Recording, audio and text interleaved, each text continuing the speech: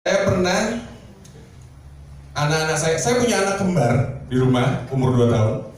Suatu hari mereka itu laki perempuan, ya. Suatu hari mereka itu badannya panas.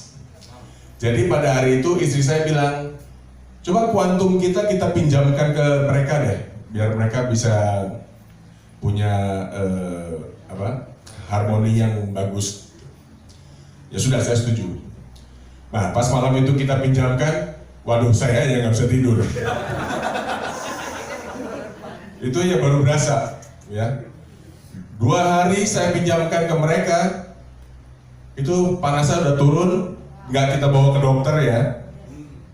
Flu-nya hilang, demamnya juga langsung turun. Lalu dengan cepat saya bilang ke mbaknya, tolong kuantum saya kembalikan. Ya. Dan hebatnya sama mbaknya nggak dikasih. Dia bilang, jangan pak, takutnya sakit lagi. Saya curiga kayaknya mereka juga menikmati mbaknya 2 orang ya. Mungkin juga nyenyak. Itu cerita yang lucu ya. Nah sekarang kalau yang mau cerita yang lebih sedih ya. Saya juga kalau nggak melihat sendiri saya nggak percaya. Tadi saya bilang saya punya